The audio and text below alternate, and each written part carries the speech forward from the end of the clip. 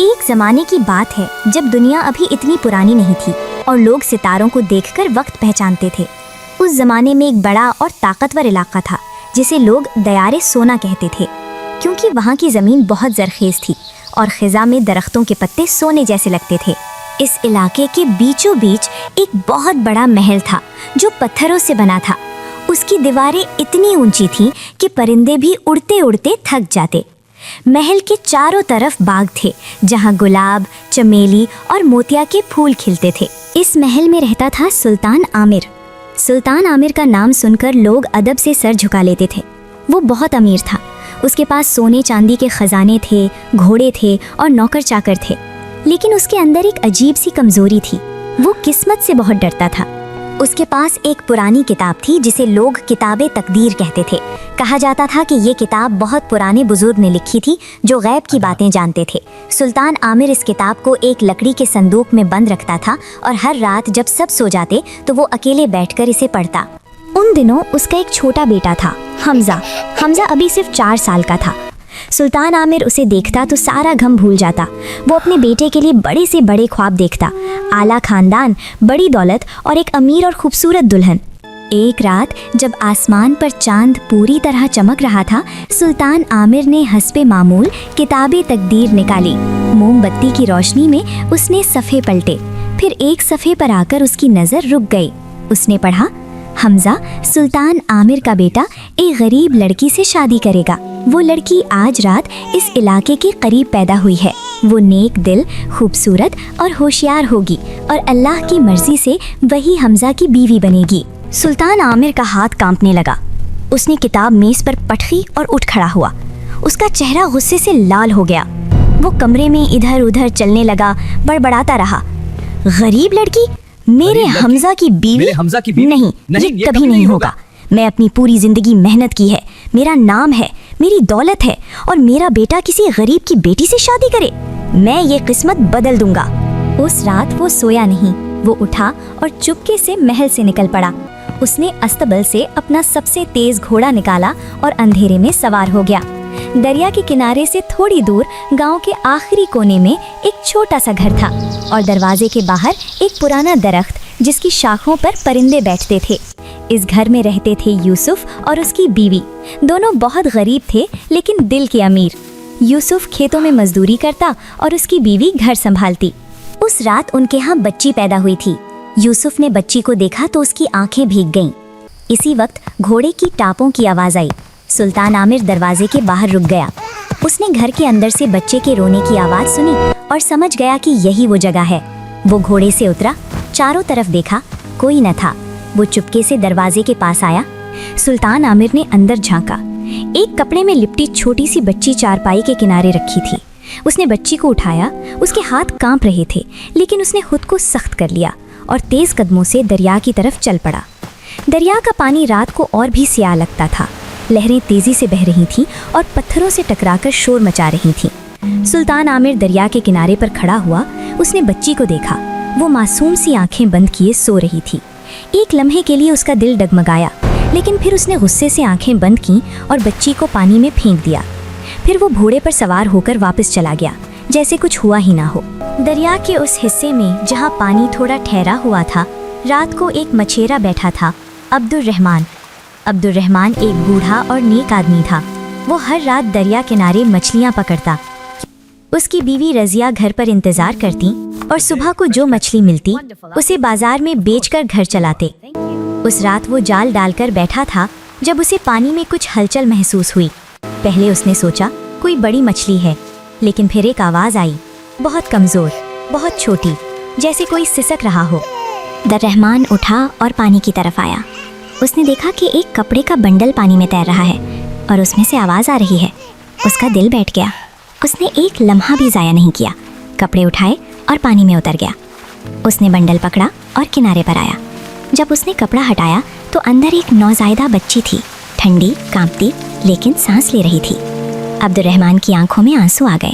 اس نے بچی کو اپنے سینے سے لگایا اور آسمان کی طرف دیکھ کر بولا، یا اللہ، تو نے یہ امانت میرے پاس بھیجی ہے، میں اسے ضائع نہیں ہونے دوں گا۔ وہ بھاگتا ہوا گھر پہنچا اور رضیہ کو آواز دی۔ रज़िया ने दरवाज़ा खोला तो देखा कि उसका शौहर भीगा हुआ है और सीने से एक बच्ची लगाए हुए है। ये क्या? रज़िया ने घबरा कर पूछा। दरिया से मिली है, अब्दुल रहमान ने कहा। अल्लाह की अमानत है, हमारे घर आई है। रज़िया ने बच्ची को गोद में ले लिया। उसकी ममता जाग उठी। उसने बच्ची को गर्म किया, दूध पिलाया और उसे लोरियां सुनाने लगी।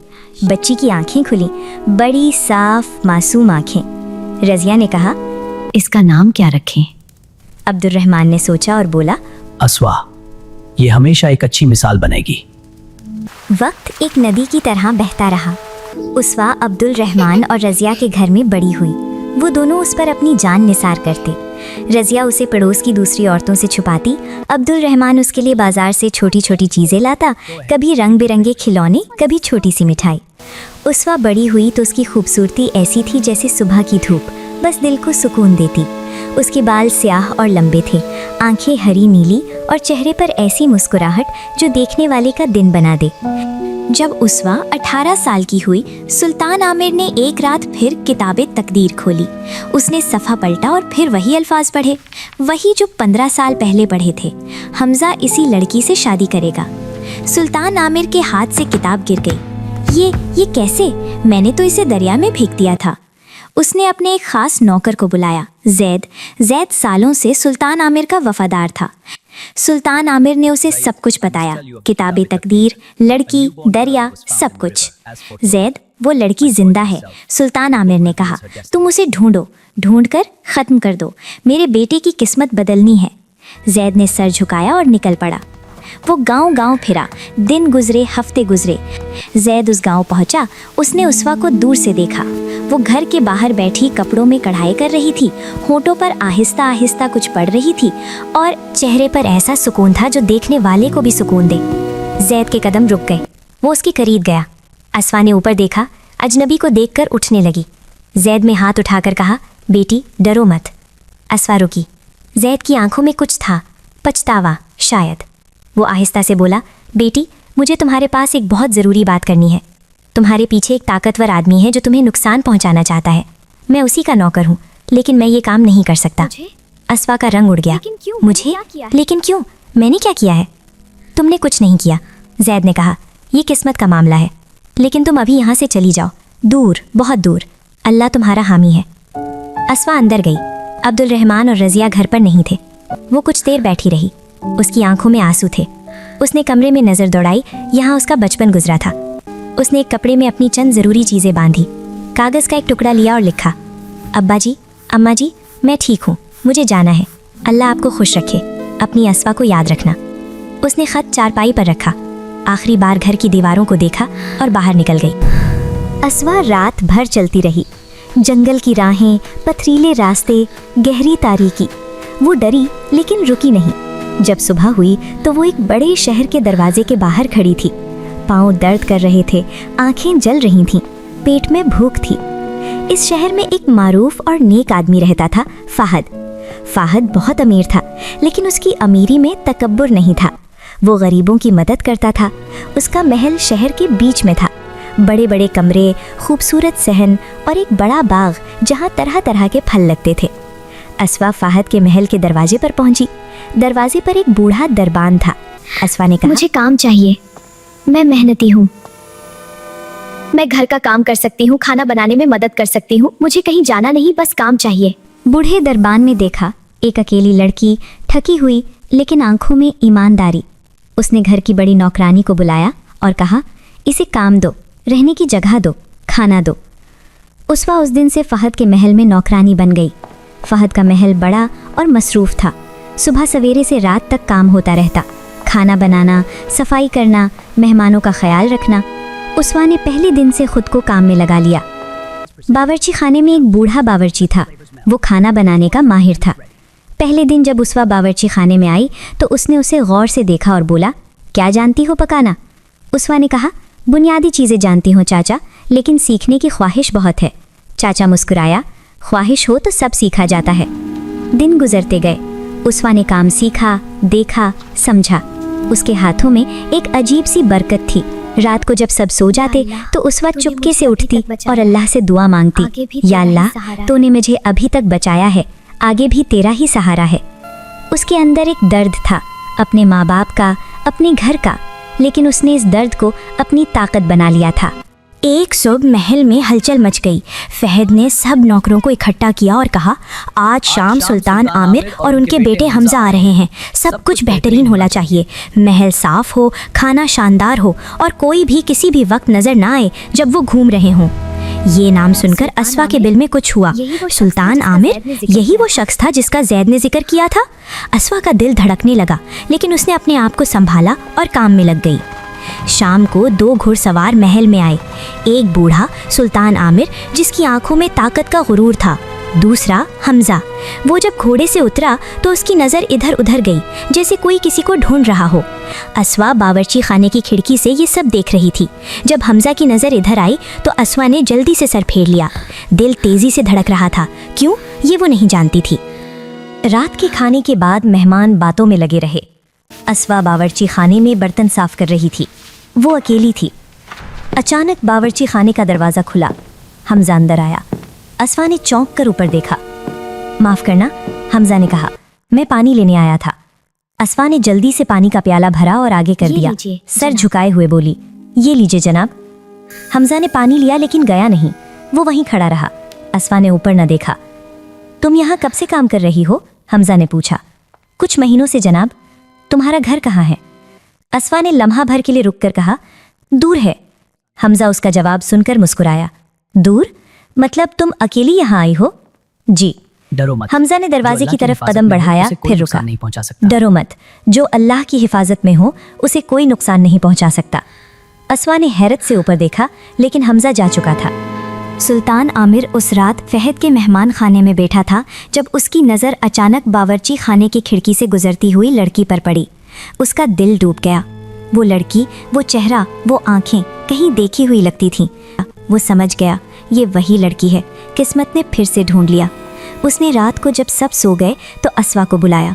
असवा आई, डरी हुई, लेकिन आंखों में एक अजीब सा ईमान। सुल्तान आमिर उसे महल के बाहर एक ऊंची जगह ले गया जहां से नीचे गहरी खाई थी। तुम जानती हो मैं कौन हूँ? उसने पूछा। असवा चुप रही। मैंने तुम्हें पहले दरिया में फेंका था, सुल्तान आमिर ने कहा, और अब फिर तुम मेरे सामने हो। मैं अपने बेटे की किस्मत नहीं बदलने दूंगा। असवा की आंखों में आंसू आ गए, लेकिन आवाज़ नहीं डोली। मैंने कोई गलती नहीं की, मैं बस जीना चाहती हूँ। अगर किस्मत में जो लिखा है वो होना ही है तो आपके हाथ से जुल्म क्यों हो? अल्लाह सब देखता है। सुल्तान आमिर के अंदर कुछ हिला। वो बोला, ठीक है, एक शर्त, मेरी ये अंगूठी देखो। उसने अपनी उंगली से सोने की अंगूठी उतारी, खानदानी निशानी, पुरानी, नक्शकंदा। उसने दरिया की तरफ देखा और अंगूठी पूरी कुव्वत से फेंक दी। ये दरिया में गई। जब तक ये वापस ना आए तुम मेरे सामने मत आना। अगर अल्लाह ने वाकई ये किस्मत लिखी है तो अंगूठी वापस आएगी, और अगर ना आई तो तुम खुद ही समझ जाना कि ये किस्मत नहीं थी। असवा होती हुई वापस आई। रात भर सोई नहीं, सुबह तक अल्लाह से दुआ मांगती रही। कुछ दिन बाद बाजार से एक बड़ी मछली आई। ताज़ा दरिया की मछली, बड़ी और चमकदार। बावर्ची ने उसवा को कहा, बेटी इसे साफ करो। उसवा ने छुरी उठाई और मछली का पेट खोलने लगी। अंदर से कुछ चमका। उसवा ने हाथ डाला और बाहर निकाला। सोने की अंगूठी। उसवा के हाथ कांपने लगे। उसने अंगूठी को पहचाना। वही नक्श, वही पुराना सोना। उसकी आंखों में आंसू आ गए और होंठों पर शुक्र के अल्फाज आ गए। अल्हम्दुलिल्लाह, अल्लाह तूने सुन लिया। असवा ने अंगूठी ली और सुल्तान आमिर के पास गई। वो उस दिन भी फहद के महल में था। उसने अंगूठी आगे कर दी और आहिस्ता से बोली, आपकी शर्त पूरी हो गई। सुल्तान आमिर ने अंगूठी देखी, उसका रंग उड़ गया। वो खड़ा था लेकिन लगता था गिरेंगे। उसके हाथों में अंगूठी कांप रही थी। वो देर तक खामोश रहा, फिर उसकी आंखों से आंसू निकले। पहली बार, शायद बहुत सालों बाद। मैंने बहुत बड़ा जुल्म किया, वो आहिस्ता बोला। एक मासूम बच्ची को दरिया में फेंका। अल्लाह की कुदरत के खिलाफ खड़ा हुआ, लेकिन अल्लाह ने मुझे माफ़ किया।